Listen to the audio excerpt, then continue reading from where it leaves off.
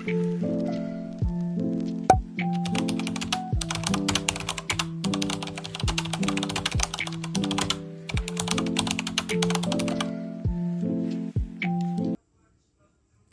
kasih atas kesempatan yang diberikan.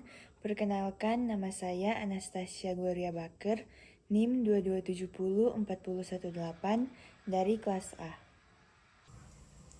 Jurnal yang pertama yang saya ambil berjudul Journal of Community Service and Engagement. Teknologi digital yang dibahas di sini adalah e-health.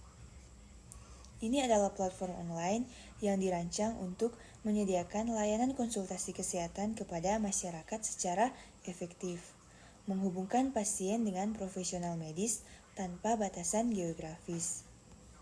Yang kedua, bagaimana teknologi tersebut diterapkan dalam layanan kesehatan.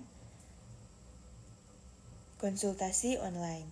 E-health memungkinkan pasien untuk berinteraksi dengan dokter secara daring, menghilangkan kebutuhan untuk melakukan kunjungan fisik ke rumah sakit, terutama selama pandemi COVID-19, di mana interaksi tatap muka dapat meningkatkan risiko penularan. Dan yang ketiga, apa manfaat atau keuntungannya bagi pasien dan tenaga kesehatan? Nah, untuk pasien, akses yang lebih baik untuk pemantauan kesehatan dan respon yang lebih cepat terhadap masalah medis melalui pemantauan waktu nyata. Untuk tenaga kesehatan, meningkatkan efisiensi dalam pengumpulan dan analisis data pasien dan memperbaiki interaksi dengan pasien dan mengurangi waktu administratif. Dan yang keempat, tantangan apa saja yang dihadapi dalam penerapannya? Yang pertama, keamanan data, dan yang kedua, keterbatasan teknologi, dan terakhir, resistensi pengguna. Bagaimana dampaknya terhadap kualitas pelayanan kesehatan? Nah, dampaknya yaitu meliputi peningkatan aksesibilitas, efisiensi pelayanan, dan juga kualitas pelayanan yang berdampak. Nah, kesimpulannya, penerapan teknologi e-health sebagai platform layanan konsultasi kesehatan online memberikan dampak signifikan dalam meningkatkan aksesibilitas dan efisiensi layanan kesehatan. Dengan memungkinkan interaksi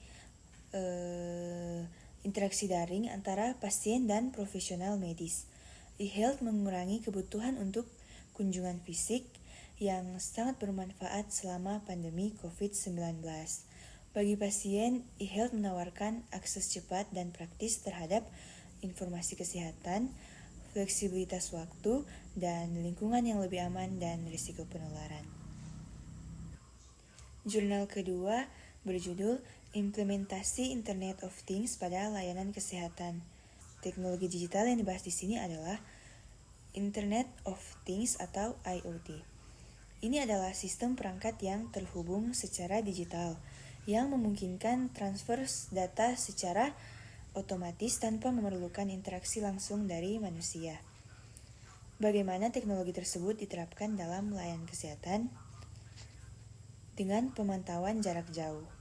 IoT digunakan untuk memantau kesehatan pasien dari jauh melalui perangkat wearable yang mengumpulkan data kesehatan. Manfaat atau keuntungannya bagi pasien dan tenaga kesehatan adalah untuk pasien yaitu akses yang lebih baik untuk pemantauan kesehatan dan respons yang lebih cepat terhadap masalah medis melalui pemantauan waktu nyata. Dan untuk tenaga kesehatan, meningkatkan efisiensi dalam pengumpulan dan analisis data pasien dan memperbaiki interaksi dengan pasien dan mengurangi waktu administratif. Tantangan apa saja yang dihadapi dalam penerapannya? Yang pertama ada keamanan data dan regulasi dan kebijakan. Bagaimana dampaknya terhadap kualitas pelayanan kesehatan? Dampaknya positif, yaitu merupakan peningkatan kualitas, pengurangan biaya, dan peningkatan kualitas hidup. Kesimpulannya, penerapan teknologi Internet of Things atau IoT dalam layanan kesehatan menunjukkan potensi yang besar untuk meningkatkan efisiensi dan kualitas perawatan. Dengan pemantauan jarak jauh menggunakan perangkat wearable, pasien dapat memperoleh informasi kesehatan secara real time, memungkinkan respons yang lebih cepat terhadap perubahan kondisi medis. Jurnal yang ketiga berjudul Penggunaan Komunikasi Digital dalam Upaya Meningkatkan Efektivitas Pelayanan Kesehatan. Ini membahas berbagai teknologi informasi dan komunikasi atau biasa disebut TIK yang diterapkan dalam layanan kesehatan, termasuk penggunaan email untuk komunikasi antar profesional medis, transfer gambar untuk keperluan diagnostik. Dan bagaimana teknologi tersebut diterapkan dalam layanan kesehatan? Yang pertama, mempercepat pertukaran informasi antara dokter dan pasien. Dan yang kedua, meningkatkan efisiensi dalam diagnosis dan manajemen pasien. Yang ketiga, memfasilitasi komunikasi yang lebih cepat dan jelas baik antara dokter maupun antara dokter dan pasien. Apa manfaat atau keuntungannya bagi pasien dan tenaga kesehatan? Nah, untuk pasien, akses yang lebih mudah untuk informasi kesehatan. Untuk tenaga kesehatan, peningkatan efisiensi, di mana tenaga kesehatan dapat menghemat waktu dan biaya. Dan tentang apa saja yang dihadapi dalam penerapannya, yang pertama itu koneksi yang lambat dan kesulitan akses, keterampilan pengguna, serta keamanan data. Bagaimana dampaknya terhadap kualitas pelayanan kesehatan? Dampaknya positif, yaitu komunikasi menjadi lebih baik antar tenaga kesehatan. Teknologi merespons lebih cepat dan kualitas data yang dihasilkan lebih baik.